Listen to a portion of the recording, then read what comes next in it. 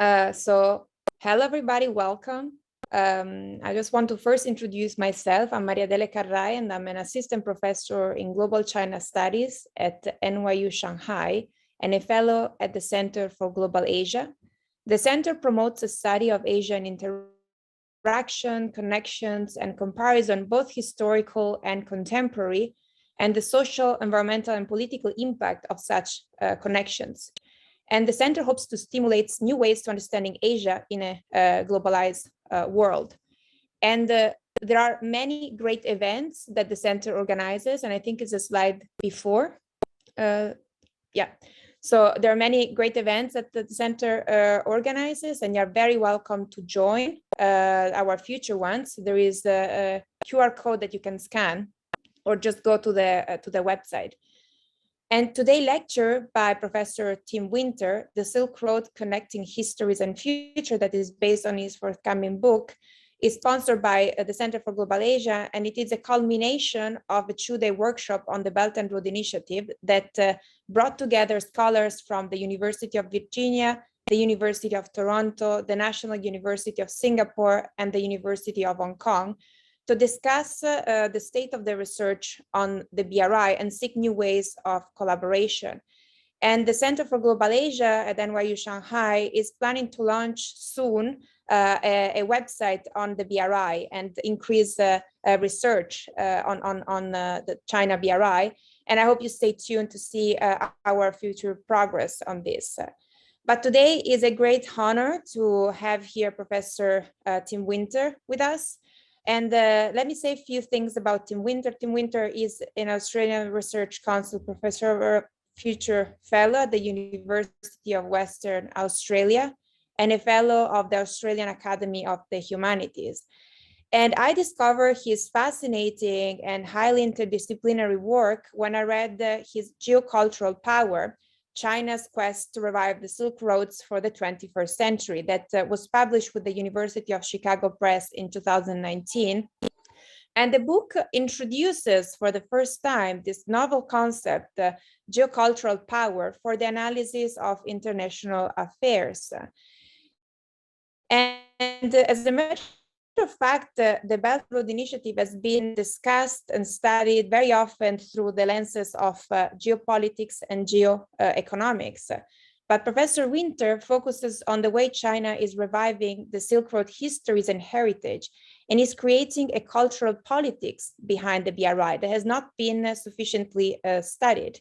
And he shows how this geocultural power of the BRI is rewriting Eurasian history and bridging in new ways the East and West together.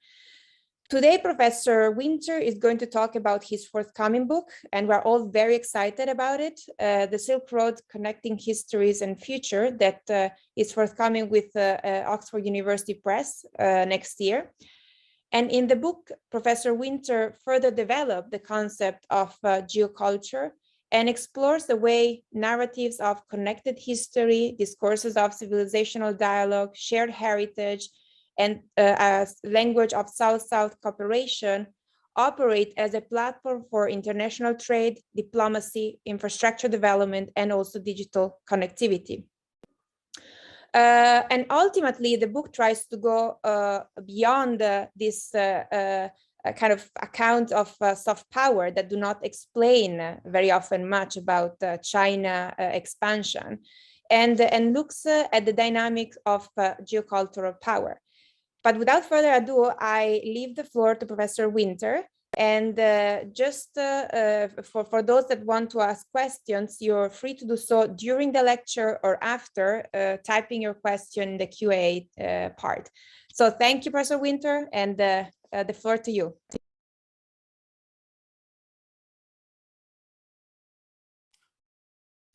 Thanks very much, Adele. Thanks very much, Adele, and thanks to Tantan Sen and the team at NYU Shanghai for giving me the opportunity to speak to you all this evening, or what it might be in the morning or afternoon, depending on where you are around the world.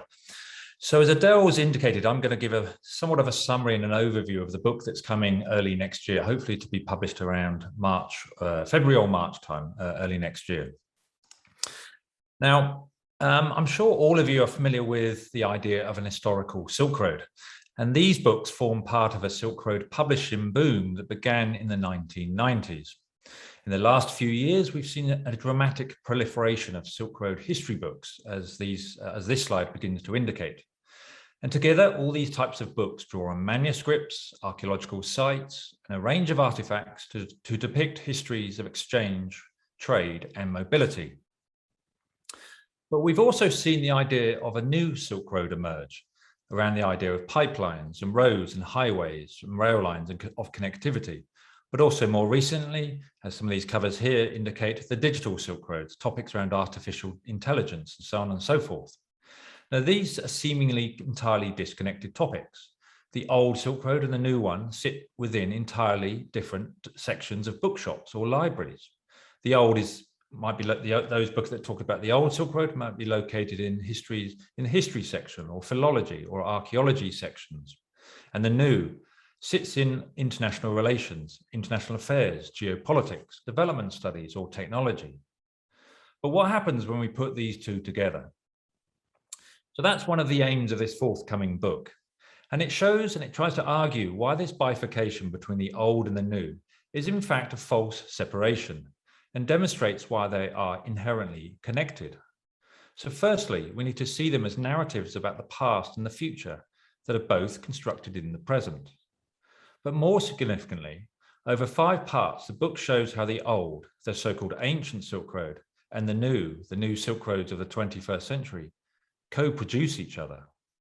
So to explain that a little bit more, in the Silk Road Belt and Road nexus that has emerged in the recent years, we are witnessing the commingling of a geocultural imaginary of antiquity, which privileges ideas of transoceanic and transcontinental exchange, harmony, and open borders, and does so with a distinct disposition towards romanticism, with what is arguably the most ambitious foreign policy ever undertaken by a single country. So emphasizing commingling over mingling signals the fundamental intermixing of Silk Road pasts with Belt and Road futures, and in the process, both are being remade. Now, I would argue that the full implications of this are yet to be properly grasped, and it is this issue, how Silk Road pasts and futures co-produce and remake each other, that I want to show you this evening. This idea of co-production was part of the previous book that Adele spoke about. And one of the things I showed in Geocultural Power is how the Belt and Road Initiative, as a political economy of connectivity, is rewriting the Silk Road as a narrative of history. But why geocultural power? Well, much debate about China as a rising economic, military, or geopolitical power has occurred in recent times. It's also a debate about it as a cultural power, and much of the focus there is on Confucius institutes and the arguments around the deficit of China in terms of its cultural power. But the argument of the book is centered around the Silk Road as a geocultural form, a geocultural imaginary of history that is not just Chinese culture. The Silk Road is a geocultural form within which China is able to locate itself, a geocultural imaginary that advances certain ideas about China's place in the world, both historically and in the future.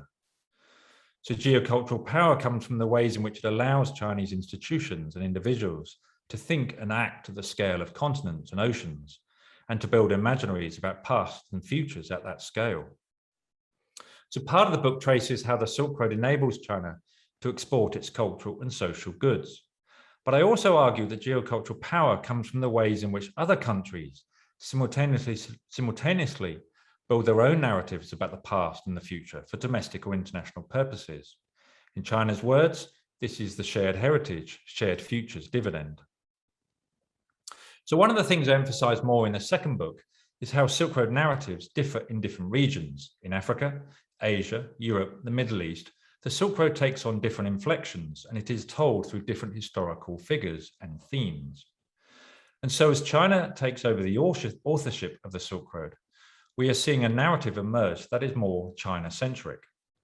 In the European imaginary, the archetypal traveler of the Silk Road is Marco Polo, and this has led to some interesting and strange books, such as this one by Robert Kaplan, which takes up the BRI as the reviver of the Silk Roads for the 21st century to offer an analysis of geopolitics today. This is an example of this co-production, but as I argue in the book, Kaplan's account is highly misleading, as this quote indicates that it's a return to Marco's Polo world, a thoroughly nonsensical assertion. And this is quite concerning given that the opening essay from which the book got its name was submitted to the Pentagon as strategic advice. But for China, the Silk Road is a depiction of history spanning continents and centuries that involve different events and characters. Here then, we might think of Faxian, Xuanzang, Zhenghe, and Zhangqian, and others. So I'm starting to show that the Silk Road is more complicated than it seems. It occupies a unique place in our collective imaginary of the past. In conceptualizing the Silk Road as a geocultural imaginary then, I also emphasize that it is neither a national nor a global history. It is neither a history of a land or a people or even a region. Instead, it acts as a framework to depict transoceanic, transcontinental connections and the forms of trade, exchange, and movement that were involved in that. So one of the key issues discussed in this book then is its value, its merits, and the problems that it creates as an account of history. So in looking to the ways in which this history is now being produced, one of the fascinating developments of Belt and Road cooperation is a dramatic increase in Chinese scholarly investments in Silk Road research, both domestically and internationally, which is leading to new depictions of historical connectivity. The slide that you see here is the first ever Chinese archaeological project in Egypt, with surveys and excavations undertaken at the Temple of Montu in Luxor. Egypt is, of course, a key Belt and Road partner, and such research becomes a platform for a language of shared civilizational pasts that legitimates building bilateral ties in the future. And as that map in the top left shows, this example forms part of a much bigger pattern. And the Silk Roads offer a fascinating example of the porous boundaries between academia, public history, and heritage, and between popular culture and policy. In the age of Belt and Road, how this occurs matters. The World Heritage Listing of Chuanzhou is just one of the many examples that could be cited here, and how the places and narratives of the Silk Road, in this case the Maritime Silk Road, alter as China actively pumps resources into the concept. Unofficially badged as a Maritime Silk Road port city, the nomination emphasized intra-Asian histories of trade, religious and cultural exchange, as you see from this text. The listing highlights historical connections between China and Southeast Asia and across the Indian Ocean to the Arab and Persian worlds, and gives visibility to pre-European histories of the Indian Ocean. The Chuanzhou also is listed under the World Heritage Listing as the Emporium of the World, an attempt to signal the importance of the city in world history, histories of trade and the spread of ideas, religions, people, cultural goods and technologies. There are many other examples I could give to show how BRI is mobilizing and producing new Silk Road narratives of historical connectivity. So just to give you one other, this slide here speaks to histories of intra-Asian connectivity and the role that Buddhism has played in connecting India and China over the many centuries, which Tansen Sen has documented in extensive detail. In the age of Belt and Road and geocultural competition, these forms of religious and cultural connectivity now become the subject of new forms of cultural infrastructure, media projects, professional associations, museum exhibitions, and modes of scholarship. Of course, what we also have to address here is how such Buddhist histories are being used by states to secure influence in strategically significant regions, in this case China and India, in the Himalaya. But in addition to the ways in which Belt and Road is remaking Silk Road histories, I've also suggested to you that the Silk Road pasts are about building futures. To understand how this happens, we have to go back to the period from the mid-20th century onwards, and that's part 3 of the book, which traces how it came to be associated with certain ideals and values: cross-cultural dialogue, peace and international cooperation, dialogue between civilizations, cosmopolitanism, East-West dialogue, and peaceful interpolity relations. And it is these discourses that Silk Road has come to be associated that I argue that China is mobilizing through its co-opting of the Silk Road as they become the platform for building futures and building cooperation architectures across multiple sectors: trade, education, tourism, health, infrastructure development, security, and so forth. In the analysis of Belt and Road, this co-opting of Silk Road is often just seen as soft power or soft infrastructure. But I argue that this doesn't capture what is going on here. And to begin to illustrate this, I just want to take you sideways with a bit of a shift in a video. And I encourage you to listen from the first sentence onwards. The United States and Italy are bound together by a shared cultural and political heritage dating back thousands of years to ancient Rome. Over the centuries, the Italian people have blessed our civilization with magnificent works of art, science, philosophy, architecture, and music. On Monday, we pay tribute to the Italian explorer who led a voyage of discovery to the New World, a gentleman known as Christopher Columbus. And to me, it will always be called Columbus Day. Some people don't like that. I do. Today, the United States and Italy draw strength from our cherished heritage as we work together to safeguard our people and promote prosperity.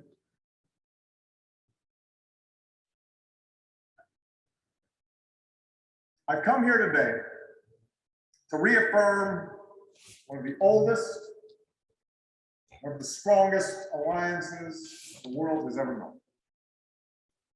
It's long been said that the United States and the United Kingdom share a special relationship. The reason for this close friendship doesn't just have to do with our shared history, our shared heritage, our ties of language and culture, or even the strong partnership between our governments. Our relationship is special because of the values and beliefs that have united our people through the ages. So what you see here is a language of shared cultural and political heritage. It's more than just history. It's about shared values and the idea of a single civilization. This may be just speeches, you might think. But in the language of shared values and shared heritage, we see something that is pivotal to a foreign policy agreement of the recent months, a nuclear submarine program, AUKUS, that, as some have said, is as consequential as the fall of the Berlin Wall. For many in the Indo-Pacific, this three-way alliance of an Anglosphere as an architecture of security and containment seems to carry echoes of neo-imperialism. It's a language that is of a free and open Indo-Pacific, built around ideas of freedom and the values of democratic liberalism. And these were presented as shared values of an Indo-Pacific alliance. But the ways in which this visual imagery and the language of shared values is perceived in East Asia, Southeast Asia, South Asia, and the Middle East is far from simple. For many, three white men carries echoes of history of colonialism, and in some cases forms of political or violent oppression. And indeed, we can trace the genealogy of these ideas back to the 19th century, the linking of civilization or even humanity, underpinning discourses of peace and freedom, enforced by military hardware, all built through the colonial success, the chivalry, and the kindred interests of an English tongue. This one image, I would suggest, shows the limitations of arguments around soft power, that coercion and attraction are deeply entangled, and different forms of economic, military, and imperial power have distinct ideological foundations. This is far more entangled and complicated than soft power, as books by Duncan Bell and others have shown. So in Trump, Obama, Biden, Boris Johnson, and that fellow down under, it is the West that is the geocultural form with its proclaimed values. And this language of civilizations, East and West, is also central to the building of the Belt and Road architecture. Here then, the Silk Road is the basis for making claims of shared values, shared destinies. And I would note, this is primarily a dialogue between countries from the non-West, Asia, Middle East, and Africa, regions where a lot of resentment towards the West continues to linger and shape foreign policies. Here then, China adopts the Silk Roads to internationalize its vision of peace, harmony, mutual respect, and solidarity to promote the idea that dialogue helps to build a more stable international order. So in the final part of the book, I argue that such developments can be understood through the lens of cultural internationalism, as developed through the work of Akira Irie. Irie's arguments are rooted in the events of the late 19th century, specifically the activities of those committed to developing an international communities. Efforts to establish institutions of internationalism across Europe were fueled by powerful notions of progress built around scientific knowledge and a belief in the universalism of the region's governmental, cultural, and intellectual traditions. This meant, of course, that internationalism was also deeply entangled in nationalism and imperialism. The structures of aristocratic diplomacy created under the Concert of Europe offered a blueprint for the international organizations that would follow, namely the League of Nations and the United Nations. So Irie focuses on the networks and institutions built within the fields of science, education, the arts, and humanities, and sees this cultural internationalism in world ordering terms, such that it is read alongside the political world order that formed under the Westphalian system and imperial rule, and an economic order based on international flows of capital. Crucially here, he pins the cultural to conceptualizations prevalent in 19th century Europe and their associations with discourses of civilization. In other words, culture is understood in a significantly broader sense than it is today. We also need to remember that debates about civilization at that time carried a duality of meaning. The term circulated in ways that spoke to both interpretations about antiquity and what it meant to be a modern, civilized society in the 19th century. I discuss this in part 1 of the book to explain how ideas about the reach of both European and Japanese civilization become the foundations for Silk Road imaginaries in subsequent decades. But in the late 19th century, this tying of culture to certain moral and political ideals led to claims that those states deemed fully civilized were ones that promoted and nurtured science, education, artistic endeavors, and scholarly pursuits in ways that created new forms of citizenry. This extended to harnessing science and the humanities to curate and safeguard the past as history and heritage. As Irie notes, with the concept of race increasingly discredited by the end of the 19th century, civilization was seen as more eternal and immutable, notwithstanding Spengler's influential depiction of the West as entering its winter in the wake of World War I. Internationalists were committed to their values becoming the bedrock of an international society. The task of promoting them outside Europe against a backdrop of militarized nationalism and imperial rivalry was significant, and one that was taken up by the League of Nations, primarily through its Committee on Intellectual Cooperation, which is the image you see here.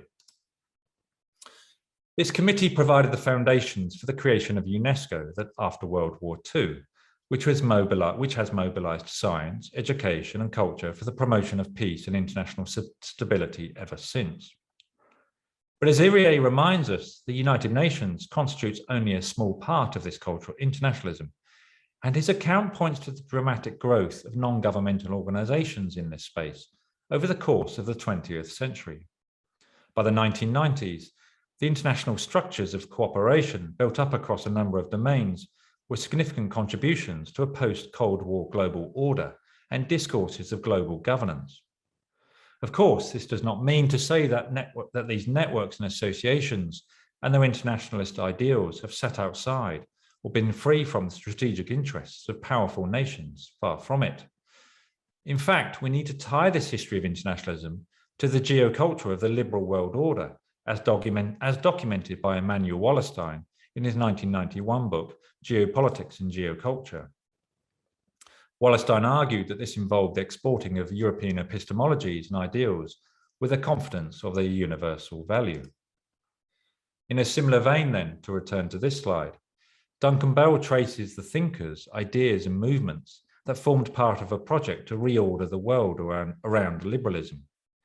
Although there were multiple values of what a liberal, democratic world should look like, by the beginning of the 20th century, Anglo-American versions of liberalism came to be reimagined in ways that pushed its origins further back, enabling its advocates to claim that its values were those of Western modernity, the continuation of which is what we see in Trump and Obama. The question of the degree to which such modes of analysis are applicable for understanding developments today is far from simple.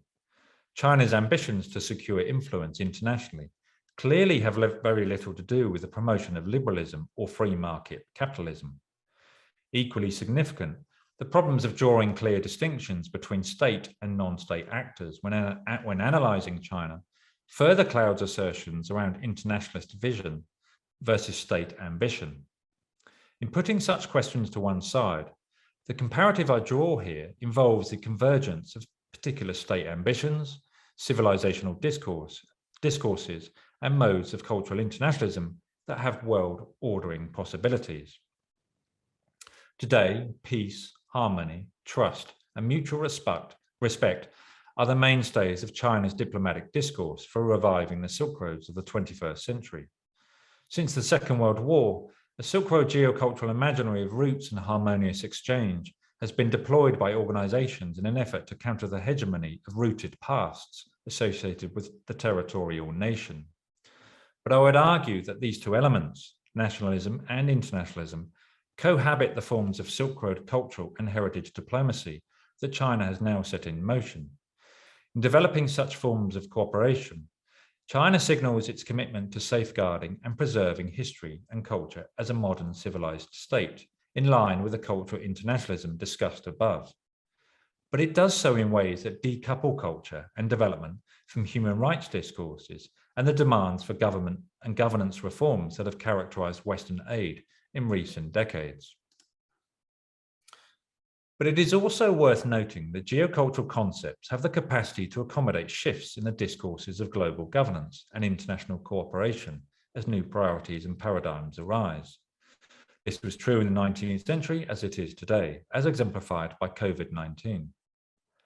As various observers have suggested, the pandemic led to a shift in Beijing's ambitions for Belt and Road, with greater emphasis placed on the digital Silk Road and the building of soft infrastructures of cooperation across fields such as health, medicine, education, science, and culture. China's Health Silk Road builds on decades of medical diplomacy, enabling it to proclaim international leadership in public health via medical advisory services, vaccine rollouts, and mask diplomacy. Various Chinese scholars have thus argued that China's approach responds, and I quote, to general failures of neoliberalism, and that principles like equity and state-sponsored care strongly align with the World Health Organization's core goal of a health for all, as enshrined in the Alma Ata Declaration of 1978. By mid-2020, such programs were integrated into CIDCA, the China International Development Cooperation Agency, an organization that was established just 2 years earlier. But foreign policy calculations mean that China's contributions to a global health for all are primarily oriented around South-South cooperation, with much of their COVID-19 aid targeting countries in Africa, the Middle East, and Southeast Asia. As Emma Maudsley notes, South-South partnerships are often framed by, and I quote, powerful discourses of empathy and solidarity shaped by third worldist, socialist, non-aligned, and colonial and post-colonial positionalities, and have evolved through a dynamic where geopolitical marginalization enabled the stitching together of an attractive claim to a specific moral purpose while achieving joint economic and diplomatic advancement. For Malaysian scholar Niao Chao Bing, addressing the needs of public health education and medical infrastructure across the countries of ASEAN is also about packaging China's participation in regional and global health governance, such that the Health Silk Road contributes to the betterment of humanity, reinforcing BRI with important public health infrastructure and enlarging its role in global medical supply chains and investment. Of course, COVID-19, vaccine and public health diplomacy have become important vectors for assessing today's great power rivalries, as Russia, India, and the United States all look to compete with China in building alliances and friends through the delivery of public goods. It is highly likely that this will remain a theatre of competition over the longer term, as the need for digital tools to monitor contact tracing and public health and quarantining digital infrastructures gives new legitimacy to the international rollout of state-led surveillance technologies. In the case of China, This means we are likely to see significant overlaps between the ambitions established for the digital Silk Road and the health Silk Road architectures of Belt and Road.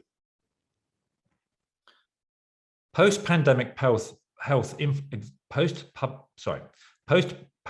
public health exemplifies how Silk Road internationalism enables China to align with the norms and values of global governance as they continue to evolve, and at the same time introduce a new language and ideas into these domains. There is a small body of research that highlights China's growing impact on the UN system.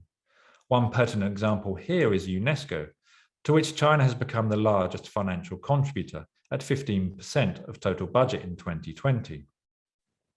Today, UNESCO's stated goal for its multilateral Silk Road platform is to promote mutual understanding, intercultural dialogue, reconciliation, and cooperation among nations and people sharing the Silk Road's shared heritage.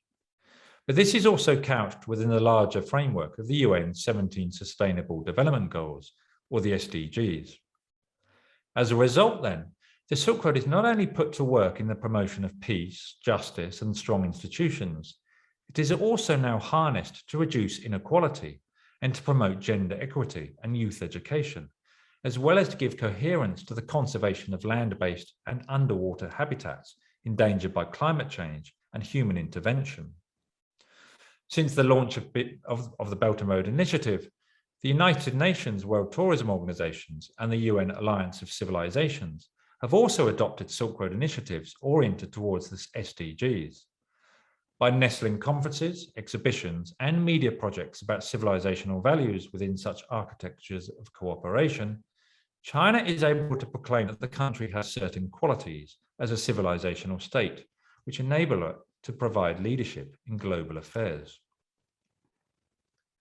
This couching of civilizational discourses within a Silk Road diplomacy architecture raises important questions about historical parallels and departures. China's attempt to resuscitate the term within international affairs and shifted away from a language of a clashing East and West has not received the attention it warrants in the analysis of Belt and Road. Tackling this question does not mean pinning down what constitutes civilization as an empirical entity or socio-historical category, but interpreting how the term circulates and acts as a vehicle to normalize particular ideas and values. Through its discourses of intercivilizational and intercultural, Chinese Silk Road diplomacy directly speaks to notions of sovereignty and territorial integrity, which remain central concerns for many of those Belt and Road partner countries that have endured colonialism, invasions, and sanctions. China's promise to revive Silk Road partnerships then in the Middle East, South Asia, and the Mediterranean include citations of historical humiliation and the prospect of restored dignities and economic security through win-win cooperation. A language of shared pasts and shared destiny represents China's attempt to build solidarities of South-South cooperation, wherein the dignity and pride harnessed in civilizational discourses and material cultures that showcased grandeur can also build affinities across borders today. As I explained in Geocultural Power, this has led to new forms of cultural sector cooperation across the geographies of Belt and Road. Such themes also ran through presentations by delegates from Egypt, Greece, Iran, Pakistan, and others during the Dialogue of Asian Civilization Conference of 2019. It remains unclear whether China's leadership in this space forms part of a larger ambition to work within existing architectures of global governance or to undermine and degrade their influence. As Scott Kennedy notes, understanding China's motivations for influencing the procedures and norms of global governance and cooperation today is an important challenge for political analysts. Much of the evidence informing such debates has come from China's engagement with the International Monetary Fund, the World Trade Organization, Internet governance, and more recently, the World Health Organization.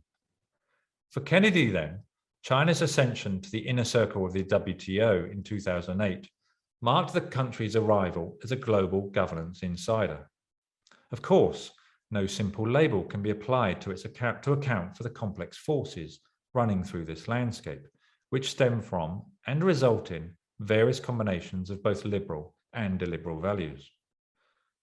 All of this takes place in a context of deteriorating US-China relations and the resurgence of populist and nationalist movements in different parts of the world. Much like the internationalism of the 20th century, cooperation in science, education, health, the humanities, and the arts plays out in relation to competitive state power and the resultant alliances that form in the quest to secure influence over regions. Political commentary in the West often portrays China as becoming increasingly isolated internationally. But for those tracking Belt and Road, the reality is evidently much more complicated. I would suggest then that while the concept of the Silk Road continues to gain currency at a global level, China's Silk Road internationalism is likely to increasingly align with the geographies and alliances of Belt and Road.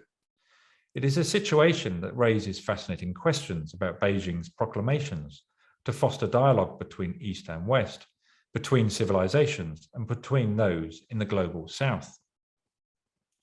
The scale and cross-sectoral scope of Belt and Road mean that the political and material consequences of these geocultural imaginaries of cooperation will only become manifest over time. And as I noted above, civilizational tropes in the 19th century were coupled with ideas about liberal democracy and its export. China's decoupling of these in an age when connectivities are strategically forged around different sectors, including those in the digital domain, means that accounts of soft power inadequately capture the major transitions that may now be underway. As we know, civilization also carries ideas of superiority and barbarism. It was apparent in the Orientalism of the 18th and 19th century, and underpinned Huntington's analysis of the post-Cold War order as a clash of civilizations.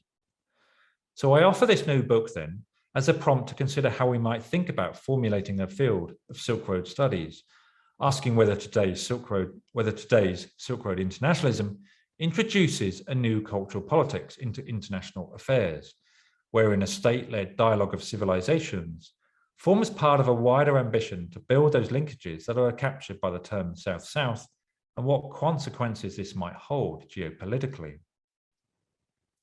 As a distribution of power moves steadily eastward in the 21st century, we need to attend to the ways in which China's Silk Road internationalism advances some distinct world ordering claims around the geocultural categories of East and West and civilization.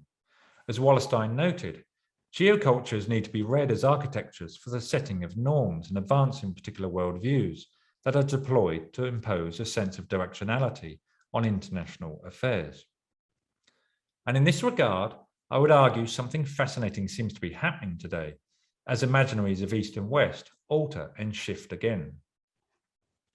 In the long 19th century, European imperialists and internationalists alike contributed to ideas of a modern, industrialized, and enlightened West, one that found its Eastern other in the Orient of Asia. During the Cold War, these geographies shifted to a Soviet East and a capitalist West, whereby these categories were redefined in more politically explicit terms, such that East-West was first and foremost about ideological struggle and geopolitical blocs. Today, China's rise is increasingly viewed as the primary challenge to a liberal world order, created in the vision of the United States after the Second World War. In the Western imaginary, then, the East returns to East Asia.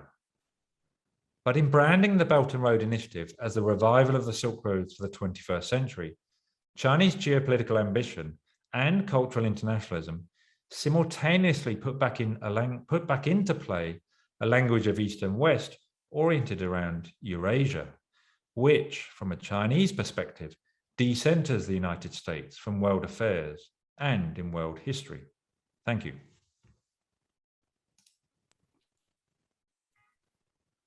Thank you so much for this terrific presentation. And I think there will be already pre-ordering of the books after this. We all want to learn more about it. And so for everybody, like if you have questions, please feel free to add it in the Q&A. And as there are not yet questions, but I'm sure soon many will come, I will start with the first question.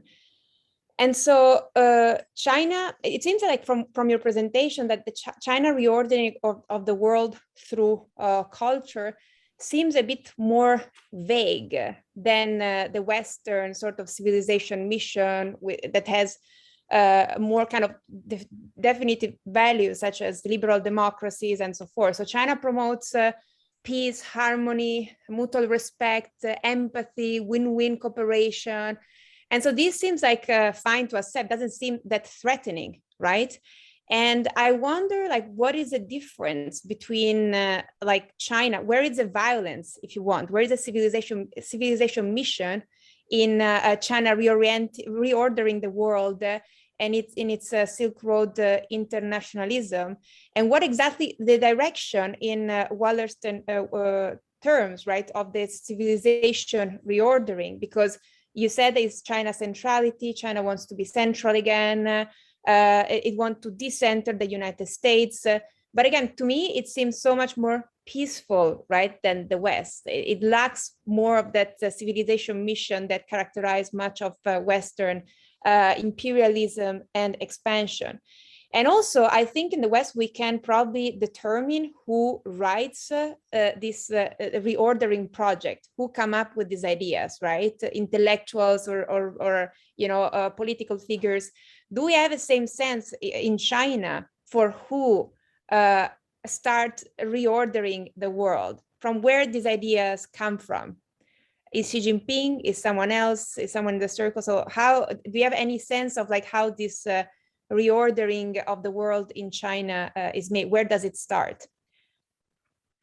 Okay, there's a lot of ideas and thoughts there. So thanks, Adele. I guess I'll try and speak to a few that I can recall. That I mean, obviously, one of the parameters that China is definitely advancing is the idea of sovereignty and non-interference, but that's a political rhetoric and a discourse. So there's a lot of academic commentary on what really is happening on the ground that contests those ideas. And but the ways in which that happens is obviously very complicated, and the ways in which connectivity across multiple sectors produces forms of entanglement is something that that we are beginning to understand and try and understand the long-term implications of that. And I think it's that multi-sector connectivity that's really important. That is one of the transformative forces of the BRI. But it happens at a time when the West seems to be retreating, whether it's the UK from Europe, the US that seems to be schizophrenic in its relationship to world affairs and international affairs. What we've seen, obviously, in the Biden administration in Afghanistan suggests that there is a long-term trend there of discomfort in engaging with military campaigns and post-conflict reconstruction in that context. And that leaves an interesting void in who's providing leadership in international affairs. And obviously, China's picking themes and directions that to try and advance this language that you've mentioned in terms of harmony. But obviously, there's a lot of friction, whether it's countries such as Afghanistan, Iran, the Middle East more broadly, that make this language of connectivity so much more complicated on the ground. So that's one of the kind of challenges of conducting this type of analysis, how to think this through at different scales, analytical scales, and in different terms of analytical registers that move beyond just certainly political discourse or political rhetoric, and understand how this plays out on the ground. So I think in terms of how borders will reopen with once we move to a transition to a post-COVID world, will give us an interesting sense of that closing down of borders and reopening, how China's engaging in that process. And it's not, and to your final point, is it a centralized mode of thought? Is this a grand strategy?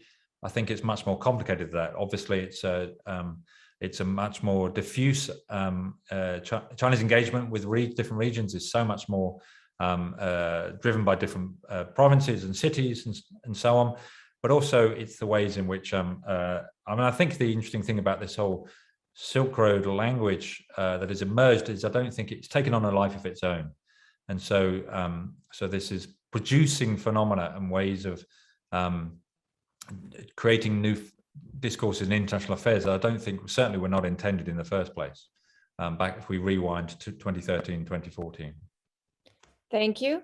And now we start having like quite a lot of questions from the public. So the first one is from the director of the Center for Global Asia, Tansen Sen. Where does the concept of Tianxia, which is being promoted by some Chinese political philosophers as an alternative to the nation state system, fit into this geocultural discourse on the Belt and Road Initiative? Well, of course, Tianxia is a highly contested topic in itself, and the different interpretations of what it means, both within China and certainly within Southeast Asia. So I talked about it in the previous book and didn't actually mention it in this book, but I think that's one of the long-term questions, to put it quite simply, is to understand how this ordering and how notions of relationships are being built, how they're being structured, and how kind of whether we are seeing a neo-tributary system sort of re-emerge, and the debate that's happening around that. And I think that would be one of the kind of issues that to follow, and to understand how this how this fits in within this language of the Silk Road. I think that's definitely a long-term issue that needs to be debated by scholars who are both critical and open to the kind of possibilities of that concept. Thank you. Then second question by Andrea Winter. That's my brother. Oh, okay. Oh, hello, brother. And so where do you see Russia in this development? You mentioned it a bit, like, yes, Russia and having alternative. Yeah. So where do you see Russia here? Yeah. So I took out one of the slides actually from Syria, where Russia's attempt to advance its Eurasian discourse and the return of Eurasianism, which sort of really dates back to the 1930s. It started off as an emigre movement, but it's been really energized under Putin. And seeing Russia as the heartland of the Eurasian continent, where Russian culture and civilization connects both Europe and Asia. And the re-establishment of that, and the attempt that it sees, or what it sees as China's attempt to kind of take the cultural heartland of Asia further eastwards. And so I think Russia's Eurasianist language that we hear today, that seems to be is also a response to China, but it's also a way to think about and the arguments to proclaim the decline of the West.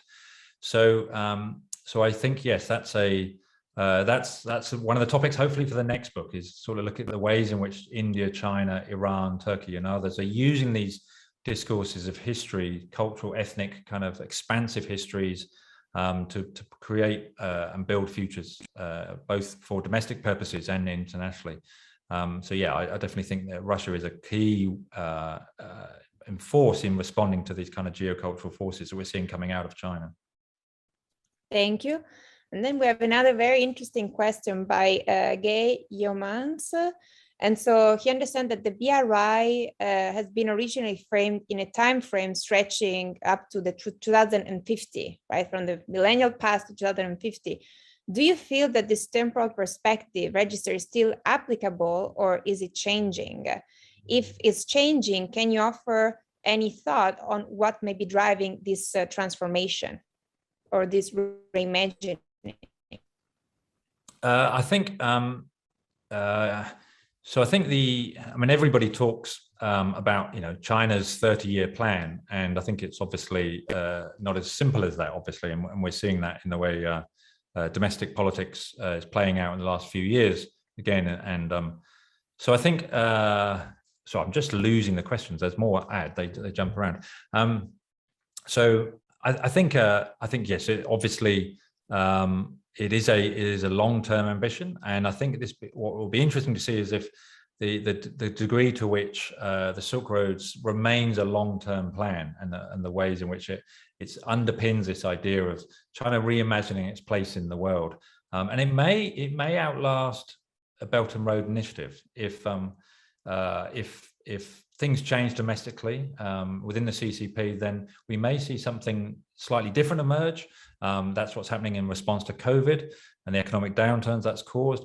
So this idea of and this is where I I think if we look at the long 19th century and the ways in which European countries moved around the world, and the long-term consequences of that expansion, we don't go back to understanding individual ports, which is a debate that it revolves around, which is often the debate that we have around Belt and Road, whether it's Hambantota in Sri Lanka or in Pakistan or in Myanmar. It's that kind of reimagining and rethinking of the world and the ways in which we have this kind of expansive geography underpinned by certain ideals and ambitions. So I think, yeah, that's a fascinating question. And in academia, there's a lot of pre sort of determined ideas of the political implications of BRI, and I think, you know, I'm just sort of trying to work through that in a more neutral way to try and understand how we grasp what is happening today. Thank you.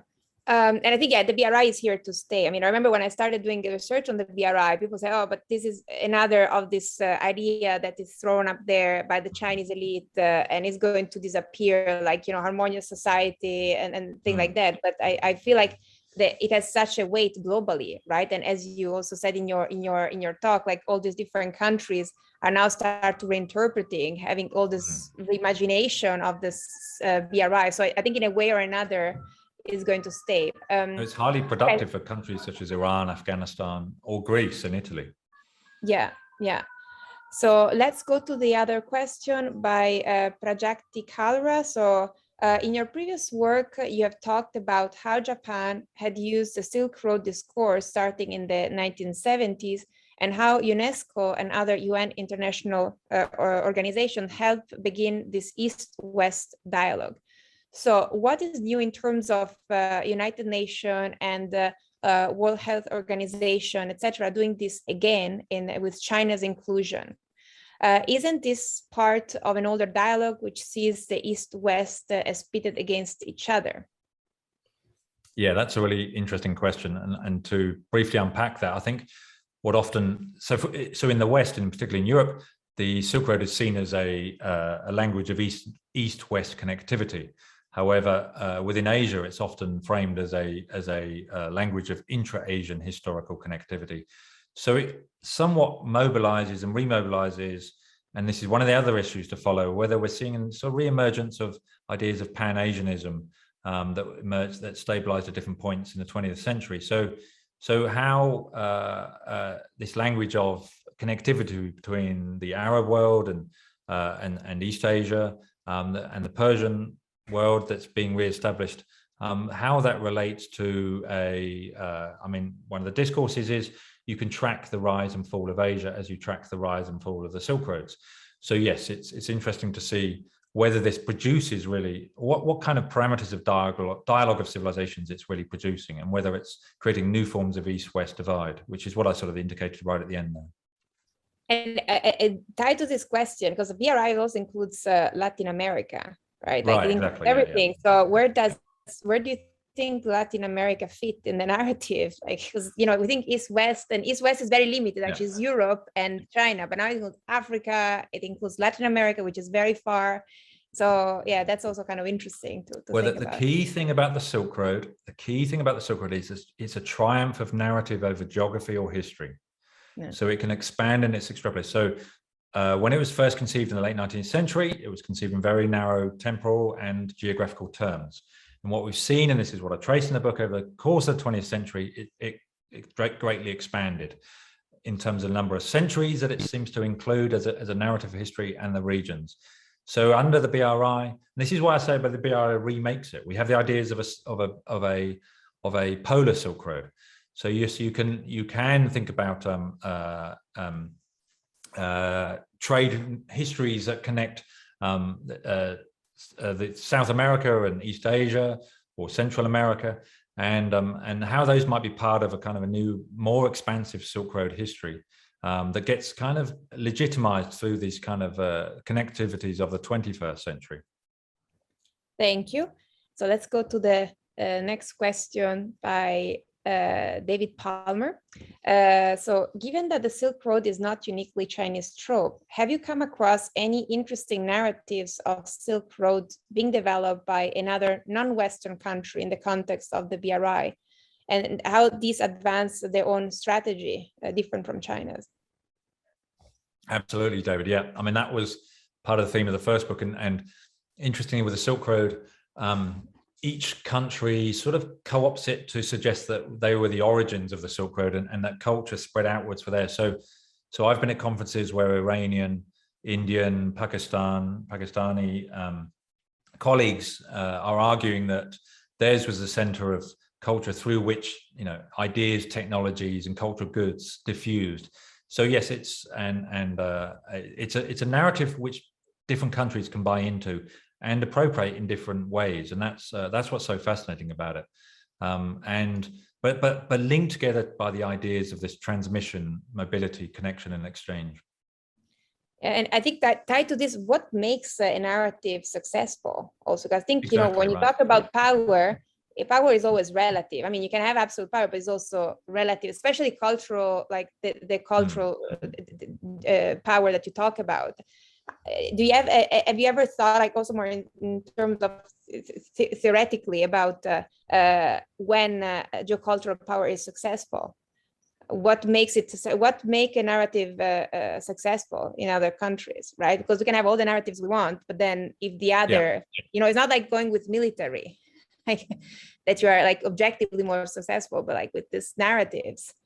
Well, I would say that's what we're seeing in BRI. I think it has its successes and its failures, of course, and that's a highly complicated question to answer. But it's certainly, I mean, the alternative is one of the alternative regional architectures has been the Quad and the notion of an Indo-Pacific, which doesn't have that geocultural imaginary attached to it. The Indo-Pacific, and I think that's one of the reasons why it stumbled and stuttered over the past few years, because it doesn't have that ways in which it gets picked up in the popular imaginary and people can grasp the idea. I mean, India's tried to develop alternative geocultural forms, including the cotton route, and these have also stumbled and stuttered. So there is something about it that is immediately seductive in some respects. Thank you. So let's go to the next question by Ezekiel Tan. And so Chinese BRI cooperation memorandum of understanding with its partners tend to be more concerned about general principle rather than concrete initiative or KPIs over a fixed period of time. Given the rising bad debt in a number of BRI projects, and some have been halted in recent years, Professor Winter, can you share your view on the viability of such projects? And is BRI more focused on social, cultural cooperation than tangible economic projects? Some scholars also have commented that the BRI is China version of the Marshall Plan, or trying to mimic Japan in giving assistance in Southeast Asian countries after the Second World War, and in turn generating economic opportunities for their companies. Are these views valid? Thank you. They are big questions. A lot of questions. You can divide, you can choose whatever. Yeah. No, I think that's a key question that underpins so much of academic enterprise today, is trying to understand how we situate this historically, and how we read this, and are there historical precedents we can identify in terms of the Marshall Plan or the Greater East Asia Prosperity Sphere as well, in terms of how do we think what's going on here. So I think, I mean, yes, there's a whole series of questions and themes there, but I mean, I've obviously focused on certain topics and themes that are not about physical infrastructure in terms of pipelines and highways and so forth, but because that's been a dominant theme of BRI analysis. But I think what I'm highlighting is that these do converge and they do work together. And so yes, it's the important bit, which I've also emphasized, is it's multi-sector connectivity, working across so many domains. Okay, and what about the Marshall Plan? Do you have any sense? Because this, I think, was quite popular at the beginning, right? To compare BRI with the Marshall Plan. Is there, like, do you have any thought on that? I think it was mostly dismissed, or like it kind of disappeared, this debate partly. But do you have any thought really. about that? I mean, it was obviously that was taking place within the context of an emerging Cold War, and the ways in which particularly, Southern European countries were trying to work out whether they should be involved. So that's an interesting parallel there, I think, in terms of these countries that are caught within these grand geopolitical struggles and competition between sort of great powers. And obviously, we can think about that in terms of the non-aligned movement that emerges sometime later. But the Marshall Plan is very much about a particular reconstruction of a region, and I think this is a different kind of way to think about international engagement within one coherent architecture. Okay, thank you. Then we go to Professor Marina Canetti. So she has two questions. Let's start with the first one. So how do you reconcile China's Silk Road internationalism and ideas of peace and cooperation with China's engagement in the South China Sea? They're all tough questions, Tim. Very. Okay, that was dropped. So I was reading the one above. How do you reconcile China? No, Marina. Yeah. Okay, so that's interesting. So I talked more about that in the. Thanks, Marina. I talked about that more in the other book, and yes, I mean this is a really interesting question around notions of how we think about maritime domains in the 21st century and territorial sovereignty, and ideas of connecting the terrestrial nation to maritime domains as well, and then also how that plays into international conventions such as UNCLOS. And so this is again where UNESCO's Convention for Underwater Heritage raises real complications of how we think about how these discourses of maritime and the Silk Road discourse fit into kind of obviously more highly charged debates around the South China Sea. And as I say, I mentioned that more in the first book, but it's about the Silk Road is obviously a language of roots and harmony and peace. So I think it is that attempt to kind of build another type of relationship with countries in Southeast Asia and with organizations such as ASEAN. How successful it is highly debatable. But also I feel like that there is a bit of a tension here between like the actual behavior, right, of China and the South China Sea, and of course, exactly, all these ideas of peace and cooperation. That also my challenge even the narrative, like China promotes all this like great narratives, it's a peaceful country, but then like once you see the behavior in certain areas, then other countries might be concerned and say, oh my goodness, like what's going to happen. So there's very significant concern in Southeast Asia about the growing influence. Some countries are much more comfortable about that, such as Cambodia, but Vietnam, Singapore, others are also watching very nervously. Yeah, absolutely. So this is a highly complicated space but I feel also that whenever I go to Southeast Asia, that differently from Europe or America, that China is there is not even a question whether like it's how you relate to China, because China is there, cannot move. And it's not the Chinese state. Exactly. So it's very different kind of complex relationship. Migration. Absolutely, yeah. No, and it's long been there, of course. Yeah. And so the key factor in this, of course, and that's what you're also suggesting, is the role of the overseas Chinese here, and how we need to think. And so often we obviously need to move beyond just state actors, and when we're considering all these processes.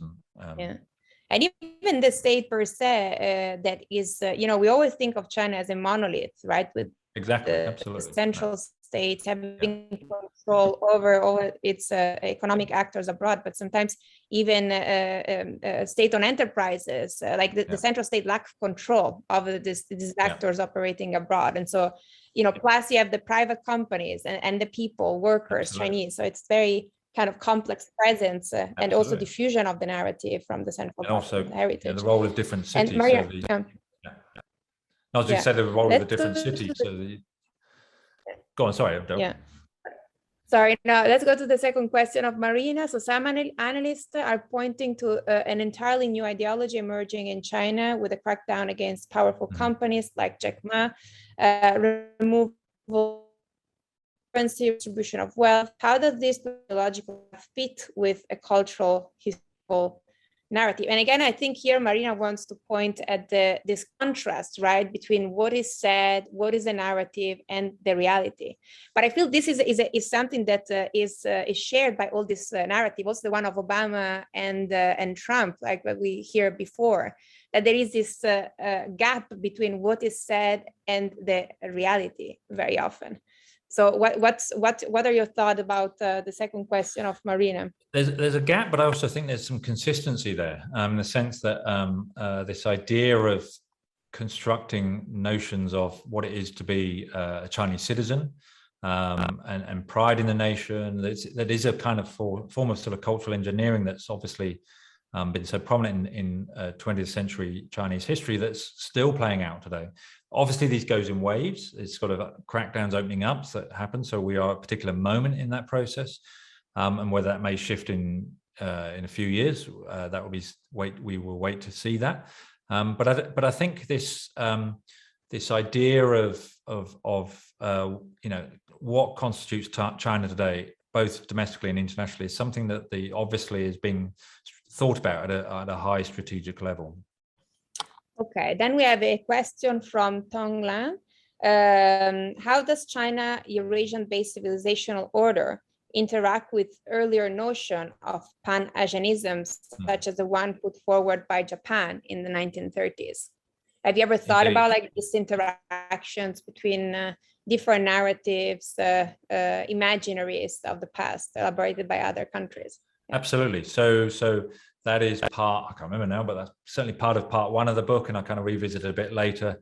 I mean, it's really, so I mean, you know, those books I showed right in the first couple of slides privilege European accounts of the Silk Road and the role of scholar explorers in the late 19th century up until World War I. But what I also try to bring in, as others are doing now as well, is the central role that Japan and Japanese scholars took in the debate of what constitutes a Japanese civilization during the Meiji period, and the ways in which Japan was trying to work out its relationship both to Asia and the world, and in obviously in, you know, response to both European and US power. So at that time, so that's you know, creates an intense and complicated debate in Japan through the 20th century. And after World War II, you know, Japan was one of the countries that really takes up the Silk Road during the Cold War to understand its place, its identity, and debates, particularly for those on the left that were trying to resuscitate and revive this notion of a Japan that is connected to Asia. And so the Silk Road becomes this productive language for that. And this really shapes UNESCO's engagement at the end of the Cold War around the Silk Road. So that it was more than just the kind of transcontinental line that Richtofen draws in the late 19th century. This is about north-south connections. This is about maritime connections. And Japanese scholars during the late 19th century and early 20th century in Japanese universities, and obviously under, you know, conditions of colonialism in Korea, etc., were doing research that then becomes the bedrock of Silk Road discourses in Asia in the 20th century. Thank you. Then we have Sophia Kidd. Do you think that the Chinese Communist Party is capable of integrating cosmopolitanism in its geocultural discourse? Well, again, a good question, a really interesting question. And of course, yeah, that notion of cosmopolitanism, which is again a highly debated and contested term, particularly within kind of also wider debates in Europe around multiculturalism and so forth. So does that mean cosmopolitan? And I mean this rhetorically, within China itself and or internationally. So I think that's an interesting. I mean, the Silk Road is a language of cosmopolitan, of intercultural and non-nationalist discourses of engagement, both historically and in the future. So I think it's embedded in there. It is. I mean, the Silk Road is this kind of, and you see it in this dialogue discourse of civilizational discourse. It is that there is a underpinning cosmopolitan, but again, to use a cliche term, you know, with Chinese characteristics. Yeah, and I wonder what how this idea has been challenged also by the current restrictions, right? With COVID. I mean, also in Australia, we were talking about that before. That is Okay, But also, thank you. in So terms of minorities within China itself as well, right? So yeah, and also what does it mean cosmopolitanism, right? I mean, that is also another question. Let's go to Chin Kai Ma question. So the US has been trying to launch a similar project on building infrastructure for developing countries and connecting different nations to contain China Belt and Road Initiative. And this project, because I've done work on this, is like Biden has launched the Build Back Better World with the G7 countries. So they're all multilateral. And then before Trump did this Blue Dot Network, right, for infrastructure with Australia also with a partner. And so can you share with us your opinion on the future of this US project? And how do other developing countries respond to the project launched by China and the US? Yeah, I mean, that's a great question. And obviously, I can only speculate, really. I mean, I haven't followed Build Back Better so much in recent months, actually. And again, it would be interesting to see whether that is a long-term commitment. What it does seem to suggest, though, is that we may be returning to obviously there's a lot of opinion about this, a Cold War era where we have two blocks that are being formed. And Parakana's early book, The Second World, was interesting in kind of trying to understand how a set of 70 or so countries were having to respond in that second world to these two attempts to build alliances. And the question is that returning? But we're in a multipolar world, obviously. So where do countries such as Turkey or Malaysia fit into this complex space? And in the context of populism, I mean, the attempt to build a quad around shared histories, shared values with India, and what we see the Hindutva movement in India today means that this is a highly interesting and complicated set of regional alliances built on certain values. And there's discussions now of a new quad, which involves certainly less India, but the US, Israel, and the two other countries, and not including Australia. So yes, there's an attempt to build these regional architectures, and I suspect it will be some time before they settle down again, if they ever do. Yeah, and I think, like from my view, because I've done some work on this, alternative US, because every country came up with its alternative vision of connectivity, and the US seems to have come up with this. But I think it lacks really, all this project lacks substance. They want to create this rule-based infrastructure development, very high standards, but then they try to call private. So I think the main difference is that, China mostly uses a state-owned bank, like state bank, and Chinese state-owned enterprises going abroad. I think the US is really trying to use private company, but it's very risky. Like all these infrastructure projects are very risky, and so it's hard for them to do long-term return that are uncertain in very risky situation in the developing world. So of course, anyway, a big advantage China has is overseas Chinese. It's a package, and I think probably the US, if it competes, it can compete with other things, but not with infrastructure. That's because, you look at infrastructures here in America, and they're very deficient. Absolutely. And so, how can you pretend to build in other countries? So I think this the infrastructure building is a no-go for the US, but the US can compete and cooperate as well, because I think the US is really trying to put forward this competition, Cold War rhetoric that China has opposed, but there are ways the country can still compete while reimagining their relations for the future. So this was one of the things I think Trump had right. This was one of the things that Trump got right, that going to East Asia and going to the airports in Beijing, Hong Kong, it's just, and then you go to LAX, it's just an extraordinary contrast. Yeah. And so let's go to the second question of Prajakti Kalra from Cambridge, University of Cambridge. So the Silk Road's discourse sees Europe and China as the main player, as defined as East and West. While in terms of maritime cooperation, China in East Asia and the Middle East is definitely central. Can we actually say that China is central to this discourse in Eurasia? in terms of the contiguous land routes that make up the Silk Road, actually China and Europe are at the periphery of Eurasia rather than being the center. This actually is a great question, because there is so much about center, periphery, China aiming to recenter itself, decenter the US. But if you think about Eurasia in its own terms, then maybe Europe and China are peripheral. So how do you think of that? This is where the Maritime Silk Road comes in. So and it builds on this idea of a transcontinental land route.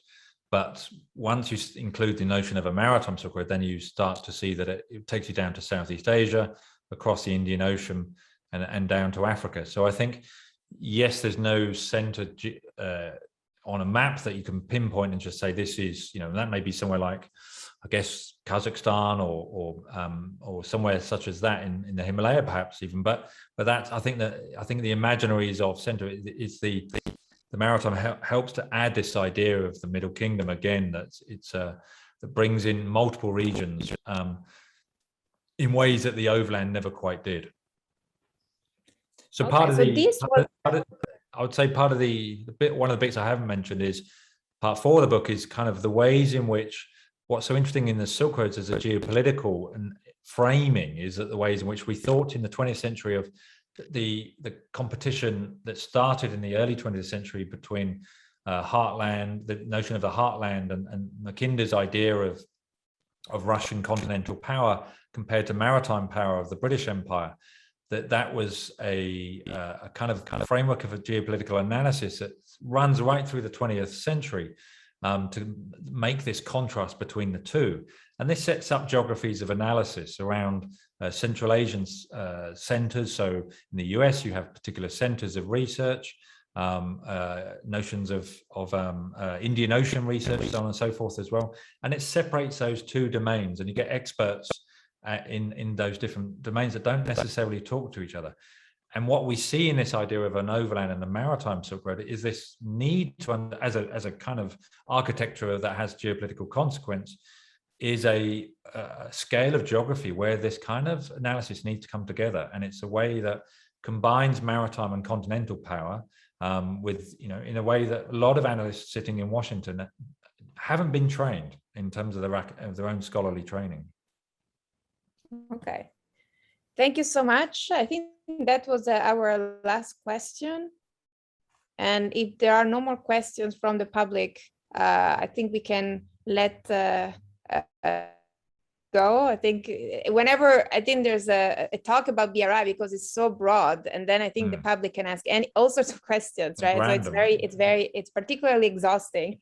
Yeah, but you did a great job answering, and thank you so much for the presentation of your book. It was really fantastic having you with us. And so thank you, and pre-order the book for those of you interested. Yeah.